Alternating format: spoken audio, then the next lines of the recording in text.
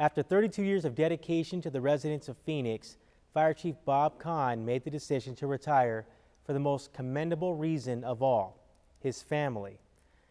It is truly an honor to welcome to DTV a man who exemplifies a spirit of public service, Fire Chief Bob Kahn. Thank you for being here, Chief. Thank you, Councilman. I appreciate it. Now, Chief, again, you've been on this show before. You call me Councilman, and it's the weirdest thing ever. I'm a firefighter, and you know, you're one of my mentors. And so now you made the decision to retire after 32 years of service. You are leading and have led arguably the finest fire department in the world. Big decision to say that you're ready to move on to the next stage of your life.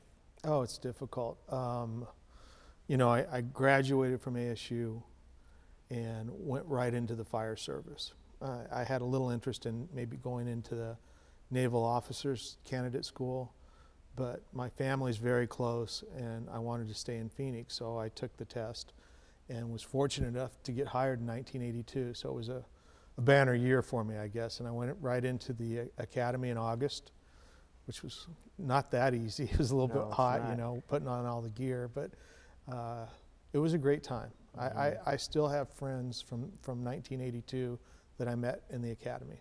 Right.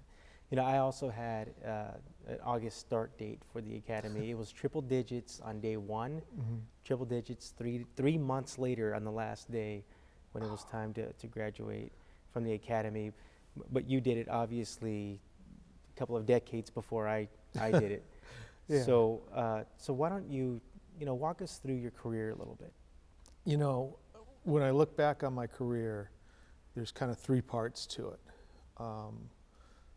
The academy and being a young firefighter at 27th Avenue in Buckeye, working at Station 21 was where I started going into fires.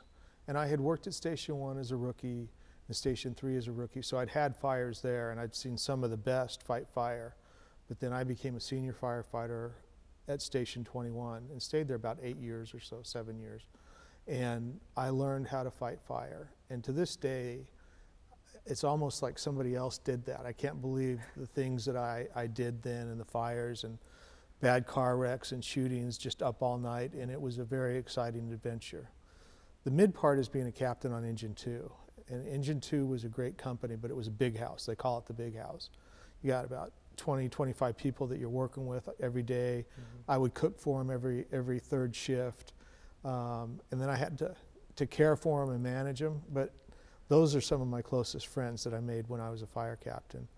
And then I was asked to be the PIO and had some moderate success with that. In 96 or so, I took the chief's test.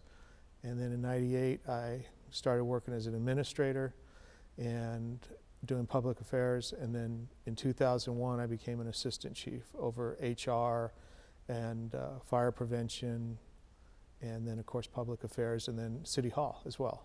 Right. Now, a very humble man here. You know, Chief, you gave us a snapshot. You talked about, the fires that you fought with the guys and gals out in Station 2 and 21 and 3. And you brush over the PIO thing, Public Information Officer. You truly became the face of not only the Phoenix Fire Department, but the fire service right here in the Valley. And you did the job very well. You were trusted not only by media, but those who go to media for their information, from our viewers, from people, our constituents. What was that like? You seem to have been a natural, I'll tell you. We were all very comfortable, I think, by having you in that role. I'm talking about as firefighters.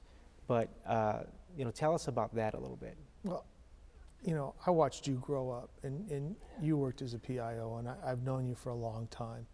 And I think for both of us, to have that role was an honor, and we really knew the work, and we're very honored to be part of the fire service and to really explain what they do and how complicated it can be and how emotional it can be and how satisfying it can be. And so I was just a vehicle to do that for literally thousands of firefighters here in the Valley. And I kind of thought of myself as non-denominational, that I just believe in the fire service and in policing too, in the police department. Those are tough jobs, and their lives can change in the blink of a second. Well, and they're experiencing other people when their lives change. So for me to be able to explain that and sometimes comfort people or help resolve or remedy a situation like drownings, that was all just an honor. It was just great for me, so it came naturally. You also mentioned that you think of the days of fighting fire, and you feel like that was a different person, that was a different life, because today you're fighting different types of fire. As the fire chief, as you are constantly at City Hall or working with other stakeholders in the valley, it's not just pulling a hand line off of a fire truck. You're involved as an administrator. Can you give us some of the differences between the both? I mean, I know some of the similarities, and I'm doing that now as a firefighter and as an elected official. The foundation of what we do is the same, whether we are fighting fire or we are in an office. We serve. That's what we do. But give us some of the differences of actually being on a truck and being in that role as fire chief. Just as you say that, I can see myself looking back, advancing a charge line, going into a working residential fire to do search and rescue. And if it's an active fire and a hot fire, there's a point where human instinct is you really don't want to go in that environment. And I've fallen in a basement fire, so there's dangerous things inside that environment. But there could be people in there, and it's your job. You kind of have to swallow and get control of your emotions, listen to your breathing, calm yourself down, and be a professional. Right. Well, now as a fire chief, if I have to go make a plea for resources, or if I'm lobbying in Washington, D.C. for federal funding, or even here locally, it's a little the same. I'm not a natural at going in and addressing great people. Senator Kyle, retired, Senator McCain, here locally with the mayor and council, and the governors that I've worked under. You just kind of take a swallow, and it's not comfortable for me, but it's my job. And so I go in there and I think about having a charge line and just do the best that I can, and I've had some fairly good success with that. Right.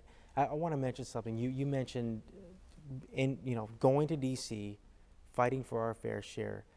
A lot of people may not realize that the Phoenix Fire Department would be very undermanned had it not been for things like the SAFER grant and constant SAFER grants, opportunities for the fire department to reach staffing levels through federal funding.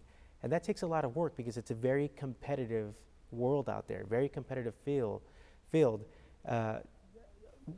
Tell us about that. I mean, you in many ways, you've led the nation as an example of actually creating those relationships, working through that process, and bringing those resources to the people of Phoenix so that we have firefighters on fire trucks even in times of the recession. My strategy was pretty simple, and our numbers have not diminished since I've been the fire chief. We're at the same staffing levels.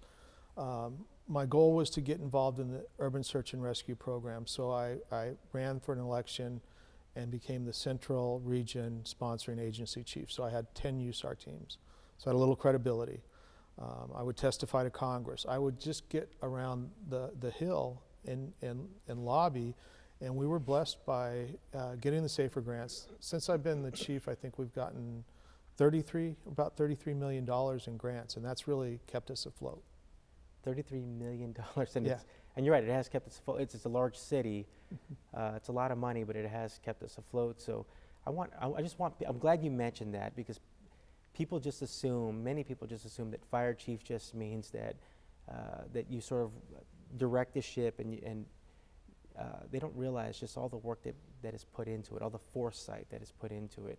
And not many people can say that they've done it at the level that you have. It's a little like working at a really busy fire company. Right. You surround yourself with great men and women, and you go to work and you get it done, and it's never ending. It keeps going. Okay. I answer calls still 24/7. Yeah. Let me ask you a few questions.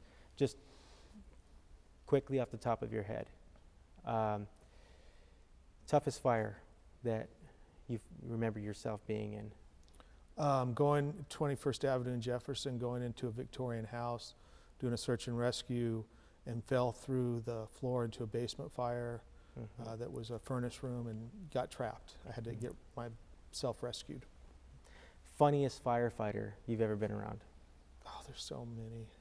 Probably Gary Wolf. Okay. He was I was a in real hazmat character. school with Gary Wolf. Oh, were you? So Yeah. you know, yeah. Yeah. The Wolf brothers have a keen sense of humor. You mentioned you liked you were cooking for the guys. What's your specialty? Probably lasagna, but I could make red chili or ribs or chicken tacos.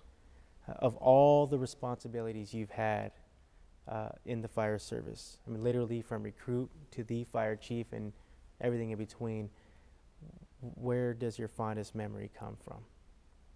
Oh my.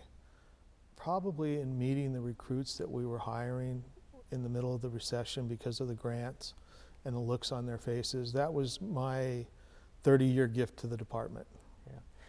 Yeah. In closing, I just want to thank you, Chief, for your stamp on the fire service right here in the city of Phoenix and in the Valley. As a Glendale firefighter, I can honestly say that you've been a mentor and will continue to be a mentor in my career, and I'm not alone.